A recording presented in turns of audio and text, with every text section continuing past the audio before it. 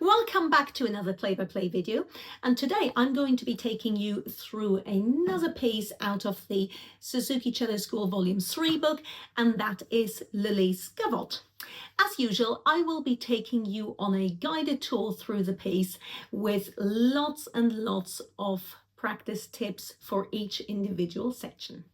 So let's get started. Before we get stuck in with today's piece, I just want to say a very quick welcome to anyone new to the channel. My name is Julia Morneweg, and I very much hope that you will enjoy watching my content as much as I enjoy making it for you.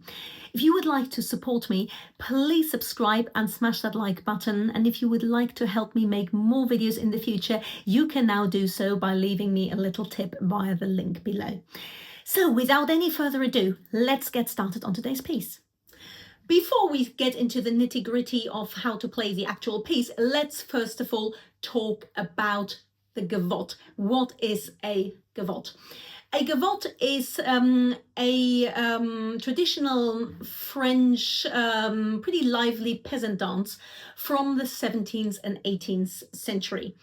And you will find gavottes in an awful lot of music from that time period, not least in two of Bach's cello suites, numbers 5 and 6.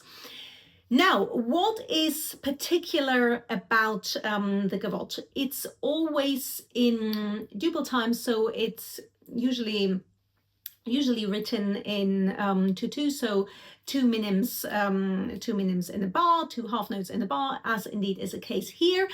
And one thing that is very characteristic is that it always starts on the half bar with that upbeat, as we have in this piece, yum bum ba. Yeah. One thing with all of these dances that I do recommend, actually type gavotte dance into the YouTube search and take a look at what the actual dance patterns look like.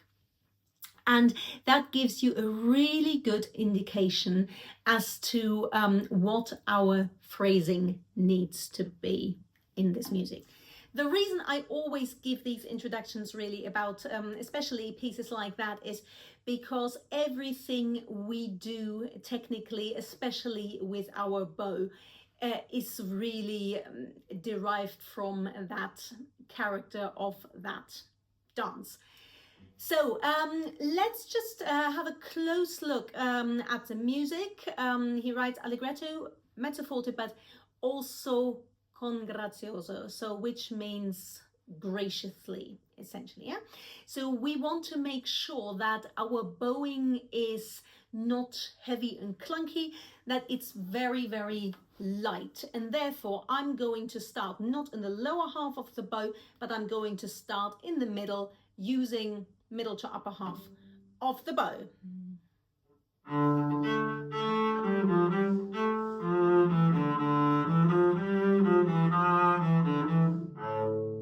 Yeah, so let's take that apart a little bit further. We have got different markings here. We have got these two upbeat quarter notes or crotchets.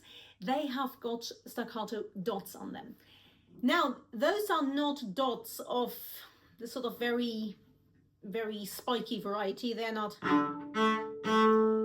at all, because again, that doesn't go with the dance moves.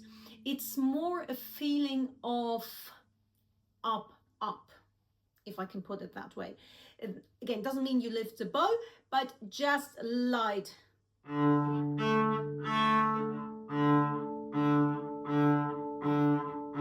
Now, idea you have this little, I was talking about it in my other play-by-play video I did, published yesterday, the Dvorak Humoresque, that idea of this little sort of salsa or sort of banana shape, yeah, so that you've got that, so you're not going like that, you've got that, and that's the same here.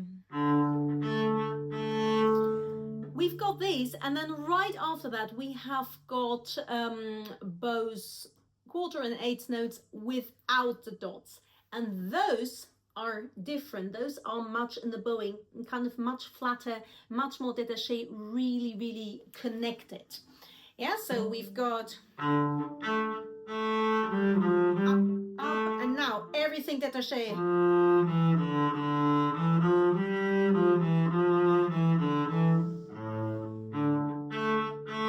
Détaché here, of course, means hinging from the elbow, beautifully flexible, responsive wrist, fingers, knuckles, everything. If you're not sure about this bow stroke, do check out my my détaché video. Actually, I'll post a link in the description below. So one other thing we have to watch out here in this first phrase, that happens a few times, is the two up bows. Yeah, that's something which I find a lot of students get a little bit confused with at first. So up, up.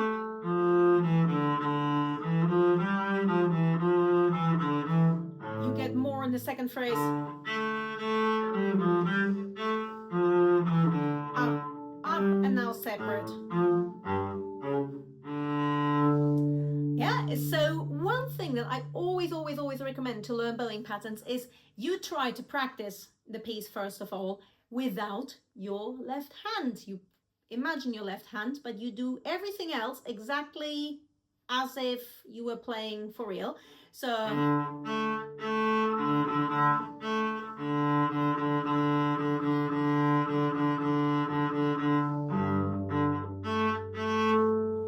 which again is an exercise which, if you're used to it, is actually quite tricky.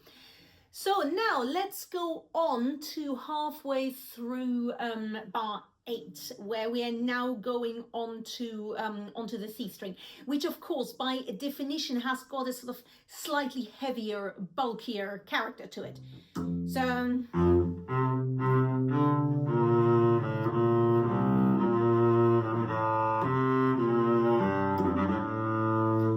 plenty to get our teeth into there. You can see that for that different character, I am now lower down in the bow. I'm closer to the heel. So now here I need really smooth string crossings to the C string and back. Very, very important. Release with your fingers and back.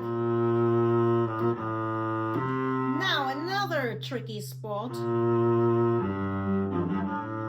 These two separate semiquavers, and there is really only one way to do those elegantly, and that's by going right to the tip of the bow. So I'm going to play this phrase again, and now take a look at my bow distribution, how I organize where I am at what point. So you see now I'm spending bow, and I'm already in the upper half. Now to the very tip, and then all you use to go that one note here to the C string, just for that little F. It's not worth bringing the whole arm down. It's far too clunky. Just quick release of the fingers right here at the very, very, very tip of the bow. Okay, going on.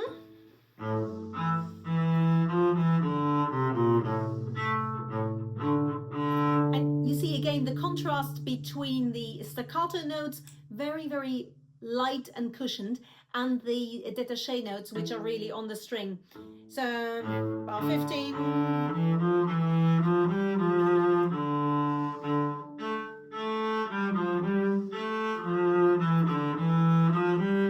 Now look at the crescendo. I'm now driving the bow to the heel, and I'm slightly playing with the bow lengths here. More and more. And now on the trill, I really have to save. I cannot get all the way to the tip, or it will be very, very difficult to get back. So save your bow. Up, and now we land. And we want to get into our détaché area. So we want to travel to about here in the bow, yeah? So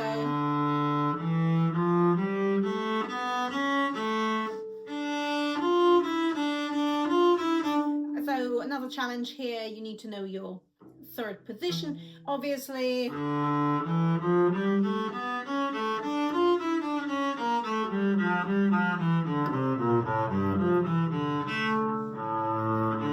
So we need third position, and we need to know our D minor scales, right? So just be very, very precise about intonation in these bars. So first of all, you've got the melodic minor. So make sure the C sharp is high enough.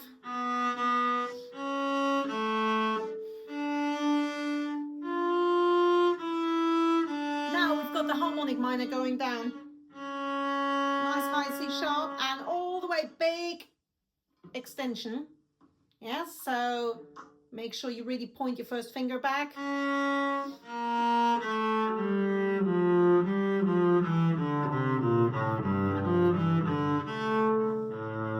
Second time round it. Now into third position.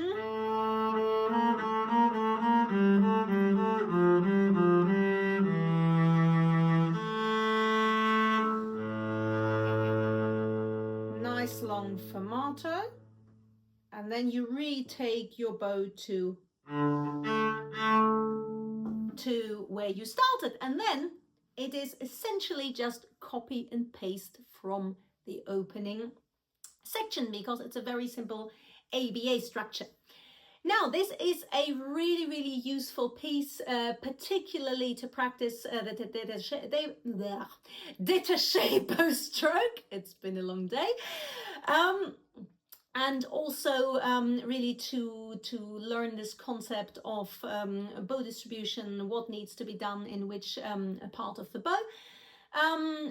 Also worth mentioning, this piece is actually has been for a long time on the ABRSM grade 5 syllabus, and for that actually I also always find it a very effective choice, particularly if you can really do all the things I just talked about with the bow and give a really sort of stylish performance of it.